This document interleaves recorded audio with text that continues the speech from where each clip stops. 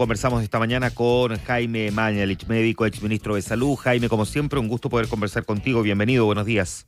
Buenos días, ¿cómo están ustedes? Muy bien. Muy bien, muchas gracias. Jaime, todos los días vamos teniendo noticia de lo crítico del estado de las listas de espera. Hay advertencias, ¿verdad?, del tremendo impacto que esto puede tener en pacientes. Estamos frente a irregularidades, por llamarles de manera leve, digamos, porque podríamos estar perfectamente también ante la comisión de delito, faltas administrativas gravísimas, pero dejémoslo en irregularidades mientras todavía no se determine el alcance en eliminaciones de listas de espera, en fallas abiertas del sistema. ¿Cuál es el diagnóstico que tiene Jaime Mañalich respecto de esto y de la gravedad que ha ido adquiriendo en el tiempo? Porque digamos, no es un problema nuevo para el país. Bueno, efectivamente, como tú dices, Connie, este es un problema extraordinariamente grave que se traduce en muertos. No es un tema estadístico, es un tema de que personas que tienen una enfermedad que podría ser mejor manejada, tratada a tiempo, con mejor pronóstico. Vemos sobre todo el tema del cáncer en la mujer, que es algo dramático. No ocurre porque las personas no reciben el tratamiento o el diagnóstico en el momento oportuno. Cada enfermedad tiene un momento óptimo para ser tratada. Si yo voy a un servicio de urgencia, ¿no es cierto?, porque me duele el abdomen y tengo una apendicitis, no me la diagnostican y me operan 5 días después, la situación es extraordinariamente diferente por peritonitis, complicaciones, tratamiento intensivo, para qué hablar del costo. Sí. En ese sentido, lo que estamos viviendo, en mi opinión, son síntomas y van a seguir apareciendo, porque la Contraloría está empeñada en abrir este tema en distintos centros de salud. Hay una investigación especial de la Contraloría. Insisto, el que aparezcan cartas en un basurero, listas duplicadas, etcétera, es un síntoma. ¿De qué? En primer lugar, de que no tenemos la capacidad real de resolver este problema de las listas de espera. Y eso se debe crucialmente, en mi opinión, a que no tenemos un uso eficiente, más que a la falta de recursos, de toda la capacidad de una red integrada público-privada como se hizo durante la pandemia. O sea, al lado de un pabellón quirúrgico en un centro hospitalario cualquiera, en el cual los actores se esfuerzan para trasladar los pacientes desde el horario contratado al horario no contratado, para que les paguen más por cada cirugía, uno. O dos, múltiples centros de salud privados que no reciben atenciones, no dan atenciones de salud, a pesar de que la ley indica, por ejemplo en el auge, que si no se da la atención en un justo tiempo, hay un derecho legal de la persona a pedir un segundo prestador y ser derivado por FONASA a ese lugar donde puede recibir la atención oportuna. ¿Qué es lo que ha ocurrido, en mi opinión? Aquí hay dos problemas. El primero, hay una resistencia enorme de carácter político para generar, como se hizo durante la pandemia, perdón que insista, una red integrada público-privada que dé cuenta de los problemas sanitarios de la población. Uno. Y segundo, dado que muchos de los incentivos en los directivos de los centros de salud, servicios de salud, están puestos en la solución de las listas de espera, se ha generado sistemáticamente, desde el año 2022 fines, un sistema paralelo de recuento de pacientes que se están preparando, que están a lo mejor en la lista de espera, y es así como en uno de los hospitales donde apareció un informe el día de ayer o anteayer, resulta que más del 90% de las personas que deberían, por norma, estar incluidos en la lista nacional de listas de espera, en el listado nacional, no están en el del hospital. ¿Por qué? Porque se prefiere, ¿no es cierto?, una ilusión de que vamos a poder manejar esta lista de espera de alguna manera, pero oficialmente en la lista donde estamos obligados a notificar, insisto, por ley auge, por ley de servicio, por normas a través de distintas regulaciones normativas, no lo hago. Y los oculto de la lista de espera nacional, lo que como tú dices, Connie, puede ser desde una irregularidad hasta constituir un delito. En mi opinión, y termino con esto, Esto va a llevar a una judicialización del tema listas de espera en la que cada persona va a reclamar, si es que encuentra un abogado dispuesto a hacerlo, va a reclamar ante la Corte de Apelaciones o Corte Suprema porque no se le ha entregado un derecho que legítimamente le corresponde. Ujú. Y eso es el peor de los escenarios. Jaime, aclaremos quiénes están en la lista de espera, porque las listas de espera también incluyen a quien eventualmente está esperando una atención odontológica, oftalmológica. O sea, no estamos hablando de que todos los miles de casos que conocemos son casos de gravedad y con riesgo de muerte, pero sí hay un porcentaje importante. ¿Tenemos la posibilidad de distinguir grupos de personas y cuáles son efectivamente las de mayor y menor gravedad? O sea, efectivamente eso debería ocurrir. Debería priorizarse sanitariamente aquellas personas que están en una lista de espera y que lo que está en juego es un desenlace peor Ujú. si la atención no se realiza a tiempo. Pero quiero recordar, Connie, que nosotros tenemos una ley, que es la ley AUGE, Sí. 87 enfermedades, el 80% de la carga de enfermedad. O sea, una enfermedad que no está en el auge es muy raro. La mayoría de las enfermedades que afectan masivamente a la población están en el auge.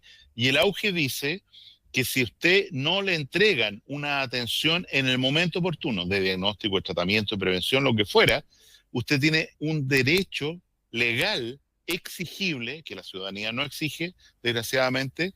¿Por qué? Porque un grupo de expertos ha dicho, mire, si esta persona que tiene cálculos en la vesícula, a lo mejor no tiene ni siquiera un ataque, no le duele la vesícula, Mm. pero se le ha encontrado en la ecografía cálculos de la vesícula, no se opera a tiempo, la posibilidad de desarrollar un cáncer en la vesícula es muy grande. Entonces, operémosla. Es difícil contestar a su pregunta. Esta persona que tiene estos cálculos y que podría saber, ¿puede esperar o no puede esperar? La ley dice que no puede esperar. La ley dice que no puede esperar y que tiene un derecho ineludible a ser atendida, que no se reclama, insisto, oportunamente, sobre todo en los segmentos socioeconómicos más desprotegidos, generando de nuevo un abismo que tiene que ver con el perfil socioeconómico de la persona. Mientras más pobre, más desafortunada es la persona en el manejo de listas de espera, porque además, como vimos en el informe de uno de los hospitales hace unos meses, hay pitutos. O sea, si yo tengo amistades en el hospital, puedo saltarme la lista de espera y a pesar de que mi situación sea menos grave que la del vecino, ¡pum!, llego antes a que me operen de la vesícula o lo que fuera. Una mujer que no se hace una mamografía, uno dice, mire, total, pero si no se diagnostica a tiempo el cáncer, esa mujer, ¿no es cierto?, la próxima vez que le hagan un examen va a tener metástasis. Y una vez que tenga metástasis ya no la van a poder operar a tiempo. Claro. Y a los 5 años va a estar muerta. A diferencia de la sobrevida de 80%, 8 de cada 10 está viva a los 5 años si la mamografía se hizo a tiempo. Yo no quisiera empezar a calificar esto, Connie, de cuáles son más importantes, menos importantes, porque todas son importantes. Y está estatuido así por un consejo experto de especialistas que dice, mire, el momento oportuno para dar esta atención es este, no es 2 meses después, no es 8 años después. Jaime, entonces, volvamos al punto inicial. Yo sé que esto es parte de una investigación, ya hemos visto lo que ha emitido la Contraloría y los informes que además se van conociendo. Anoche Canal 13 publicaba también nuevas revelaciones al respecto. ¿Es posible detectar, más allá, por supuesto, de la investigación que se tenga que efectuar, cuál puede ser la falla estructural que estamos teniendo respecto a la lista de esperas a estas alturas, después de pareciera tener bastante claro el diagnóstico sobre el problema que están viviendo estos chilenos que tienen que aguardar más de lo conveniente? O sea, el problema estructural es, por una parte, que no nos ponemos de acuerdo en la magnitud de la emergencia sanitaria que significa esta situación, y las mujeres que esperan por una atención de cáncer empiezan a marchar en la Alameda, o tenemos gente que marcha de un lugar a otro del país por recibir una atención que en muchos casos legítimamente está concedida legalmente. Y en ese contexto creo que la única posibilidad que tenemos de salir o mejorar esta crisis es de nuevo responder con un sistema de salud único, público-privado, gestionado desde FONASA o del Ministerio de Salud, que permita usar eficientemente recursos que hoy día se están desaprovechando. Vale decir, las mamografías que están haciendo en un equipo de mamografía digital en una clínica privada. Los pabellones, hemos escuchado de lugares donde hay uso de pabellones de 30-40%. Los estímulos para que dentro de los hospitales públicos los pacientes que deben ser operados durante la mañana no se refieran al horario no hábil con el fin de recibir, lo que es muy, muy moralmente muy complicado, no, recibir más ingresos por el mismo paciente. Lo voy a operar en la tarde o el sábado con el objeto de que me paguen más para la solución de eso. Eso, insisto, en la pelea constante que yo he tenido con el tema de las sociedades médicas, que ha sido muy doloroso para mí, efectivamente es un problema al que no se le pone coto. La mayoría de los directores de servicio y salud, dado la máquina de cortar que pasó, digamos, al principio de este gobierno, la mayoría de los directores de servicio son subrogantes. La mayoría de los directores de hospitales son subrogantes. Vale decir, no fueron evaluados en sus calificaciones como personas idóneas para dirigir un hospital. Y se encuentran de la noche a la mañana sin tener los instrumentos, sin tener los conocimientos, ni la formación, dirigiendo un hospital del que depende el destino de mucha gente en una ciudad, y pongo el ejemplo concreto de Talca. Jaime, ¿de qué manera este tema, que es un tema puntual, pero muy estructural, ¿verdad? O sea, listas de espera es un tema puntual, pero da cuenta de una cuestión muy estructural, se cruza con el debate respecto a la reforma a la salud? Un debate que está comenzando en el Congreso, hay una comisión especial, ¿verdad? Por ahí el otro día salió una información de que el MinSal está mirando con cierto interés el modelo ISAPRE surgido durante el segundo gobierno del presidente Sebastián Piñera, del cual, de nuevo, Jaime Mañalich fue ministro de Salud, ¿verdad? Para justamente el debate de la reforma a la salud, más allá de los ruidos que eso pueda generar o no en el oficialismo. ¿Cómo cruzamos este tema estructuralmente con el debate de la reforma? El tema que usted comenta, Connie, es bien complicado porque aquí hay dos posiciones muy extremas que no dialogan entre sí. Y lo vemos en la comisión que está trabajando en salud en el Senado, no hay acuerdo, lo vemos en las discusiones del Ministerio de Salud, lo hemos visto durante 15 años. Y la pregunta es esta: ¿debe Chile tener un sistema solamente gestionado por el Estado, siguiendo una suerte de modelo británico que ya no existe puro por lo demás, con impuestos generales, cotizaciones que se pagan solo en Superfonasa, como era la idea de la Constitución que fue rechazada en septiembre del año 2022, vale decir, un único seguro de salud que maneja todo, o debe haber un sistema de multiseguro? Saco el tema de las ISAPRES coyuntural por el momento. Este acuerdo no está tomado, No. que es el tema de fondo. ¿Y qué es lo que significa?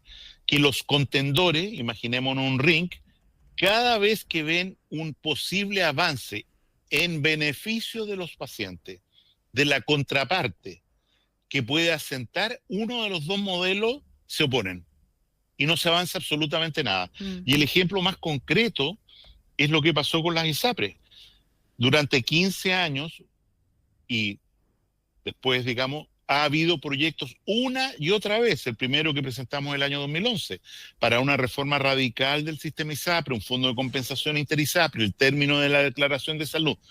Pero ¿qué dice aquellos que están contrarios al sistema ISAPRE? No avancemos absolutamente nada. Bloqueemos esto, porque a lo que a nosotros nos interesa no es perfeccionar este sistema ISAPRE, sino que lo que nos interesa es que muera y que tengamos un sistema único, público de salud. Y a su vez, cada vez que hay avances en la otra línea, ¿no es cierto?, los contrarios dicen, no avancemos nada, quedemos hasta aquí, porque si avanzamos en esa línea, que es un poco lo que pasa en el tema de pensiones también, si avanzamos en esa línea, se asienta un modelo que es contrario a lo que yo creo filosóficamente, políticamente. ¿Qué es lo que pasó con el tema ISAPRE? Se judicializó. Claro. ¿Y al final quién legisló? La Corte Suprema. Es perfectamente posible que este escándalo de las listas de espera, porque es un verdadero escándalo que produce muertes, dolor, ruina, termine judicializándose completamente y sea de nuevo la Corte Suprema la que diga, ¿saben qué más? Esta cosa es así. Y habla, al final de cuentas, de una dificultad enorme estructural para nuestro país. que no tenemos una clase política en el Parlamento que con coraje, muchas declaraciones, mucho diario, mucha televisión, pero no hay avances concretos. La ley de fármacos 2, Connie, que hace que los costos de los medicamentos que pagan las personas más pobres caiga dramáticamente, lleva 2 años en comisión mixta y la comisión mixta no se reúne por los lobbies de la industria farmacéutica que impide que se avance en algo que claramente es beneficioso para la población. Ya, eso da cuenta entonces de un problema que es bastante más profundo y que escapa digamos, a la forma de administrar propiamente tal los recursos disponibles, ¿no? O sea, estamos hablando aquí de una cuestión que es bastante más profunda y pareciera, Jaime, más difícil de resolver también entonces.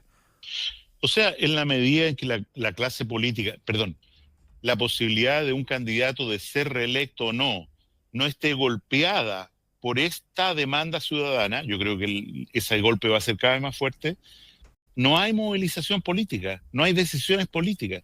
Y creo que esto es un drama de nuestra estructura de manejo de los conflictos dentro de la ciudadanía, de las dificultades, de las prioridades, que está presente en muchas áreas de nuestra ciudad, de nuestra ciudadanía hoy día, de nuestro país.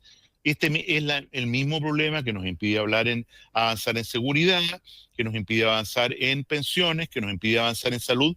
¿Por qué? Porque no hay diálogo, no hay ponerse de acuerdo a ver qué tengo al frente, cómo es mi situación electoral frente a lo que va a ocurrir en octubre o el dolor de la ciudadanía. ¿Qué es primero? Y la ciudadanía, así lo dice la encuesta, tiene una percepción creciente que para los parlamentarios lo primero no es hacerse cargo de sus problemas, de la ciudadanía, sino ver cómo van en la parada de la próxima elección. Y eso me parece a mí que es absolutamente censurable y tiene consecuencias. Consecuencias en los votos, consecuencias en la insatisfacción ciudadana, consecuencias en las encuestas. La información del PNUD la semana pasada dice que salud, el acceso a la salud es el problema, el segundo problema después de la seguridad y la delincuencia que afecta a la ciudadanía, y hacemos oídos sordos y, digamos, comentamos, mira, salió esta nueva informe, y mira, estaba en el basurero esta descarta, y mira, y mira, y mira, y nos quedamos, ¿no es cierto?, en la contingencia menor y no damos los pasos para generar una alerta sanitaria, para generar los sistemas de, aquí el subsecretario, la subsecretaría de redes asistenciales, debería estar ella haciendo una investigación sistemática en todos los servicios de salud y hospitales y tomando las medidas del caso. Y sin embargo, vemos que más bien hay una actitud reactiva frente a algo que no es para tanto, que podría ser, que si bien es cierto, no es menos cierto. A mí me parece que la dinámica que aprendimos durante la pandemia es algo que debería replicarse en este momento para el manejo de una crisis sanitaria que es gravísima. ¿Y qué dificultad, dice usted, hay para que eso pase? ¿Usted ha tenido oportunidad de conversar de esto con la ministra de Salud, no? He conversado poco con ella recientemente. Yo creo que hay una dificultad, de nuevo, perdón, el argumento circular, política, sí, en ponerse de acuerdo.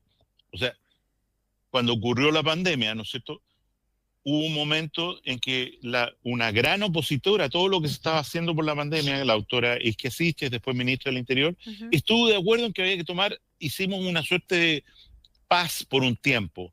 ¿Para qué? Para retrasar el plebiscito, para tomar medidas y lo que fuera. Hubo un acuerdo.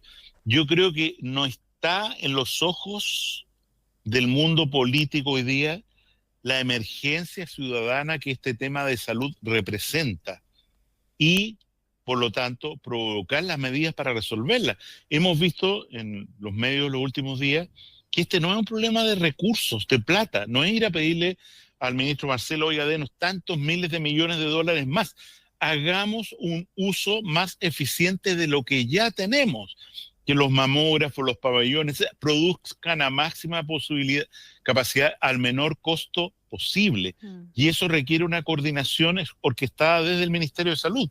En ese sentido, yo soy francamente partidario de alguna suerte de mecanismo excepcional administrativo, alerta sanitaria, lo que fuera, incluso estado de excepción constitucional, si es necesario en algunas ciudades o regiones, por una emergencia ciudadana, por una catástrofe, para sacar adelante un proceso unificado que por lo menos alivie en algo lo que estamos viviendo y que, insisto, se traduce solo en mayor angustia, mayor dolor, mayor sufrimiento y mayor ruina para las familias. Ahora, eso suena a una decisión política de marca mayor. ¿Cuánta posibilidad cree que hay de que se tome una decisión de esa naturaleza, Jaime?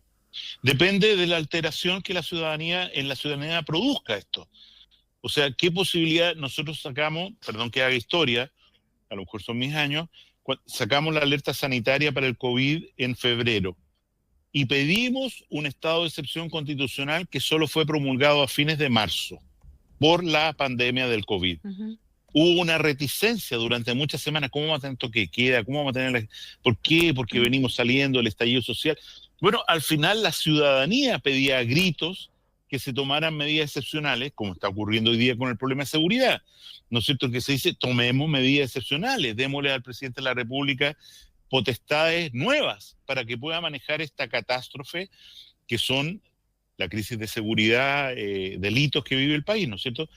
En mi opinión, estamos siendo ciegos respecto a lo que representa el impacto de la enfermedad no resuelta oportunamente, sea auge o no auge, en la ciudadanía, y estamos permitiendo que el sufrimiento sea grande, y eso necesariamente está llevando a una inconformidad ciudadana que requiere una respuesta desde los colegisladores, ejecutivo y poder legislativo, y desde luego desde la autoridad del Estado mucho más potente de la que tenemos hoy día, que, insisto, no pasa fundamentalmente por generar miles de millones de dólares nuevos para el presupuesto de salud, cuando acaba de informarse por parte de la DIPRES que en programas que no tienen ninguna utilidad se están perdiendo 4.000 millones de dólares al año. En estricto rigor, el artículo del diario Mercurio hacía referencia a esa cifra como el total de los programas, pero no es que se estén perdiendo los 4.000, sino que como que el titular inducía a ese error. Ahora, más allá de eso, efectivamente, tenemos un problema también respecto de la gestión propiamente tal. Jaime, por último, déjeme preguntarle ya en otro tema, ¿no? Pero que también forma parte de las discusiones en materia sanitaria. Nosotros tenemos ya ahí a la vuelta de la esquina lo que debería ocurrir con los efectos que va a generar la ley corta de ISAPRE en los planes. Empieza a aplicarse ya a partir del 1 de septiembre, al menos en teoría. ¿Algo que quiera comentar respecto de lo que debería pasar a partir del próximo mes? O sea, yo me sitúo en un mundo post-ISAPRE ya. Aquí lo que va a ocurrir es que algunas ISAPRES van a caer, van a ser intervenidas, van a aparecer otras ISAPRES, están apareciendo de hecho, que van a sacar planes de salud muchísimo más caros que las ISAPRES que tienen hoy día y van a tratar de traer gente joven y sana. O sea, estamos empeorando el problema de falta de solidaridad en vez de mejorarlo. Y el gran punto va a ser acá el rol de los seguros complementarios de salud. La participación de las ISAPRES se va a reducir en el mercado y creo que hay que ponerse en la situación, bueno, que viene después. ¿Por qué? Porque a pesar de que hay minutas circulando de que queremos insistir, dicen alguna gente de izquierda, en un fondo único de salud manejado por el Estado, sabemos que de acuerdo a la Constitución hoy día vigente, eso no es posible. Creo que es una discusión más bien de pasillo que algo que se pueda tomar en serio. Las ISAPRES siguen siendo legales, siguen siendo autorizadas a recabar el 7%, pero su rol en la seguridad social claramente se va a minimizar en comparación con un FONASA cada vez más grande y seguros complementarios que están creciendo en una forma extraordinariamente vigorosa para financiar aquella parte de pagos que FONASA no alcanza a financiar. Muy bien. Jaime, muchas gracias por conversar esta mañana con nosotros, como siempre. Un gusto. Un gusto para ustedes. Que estén bien.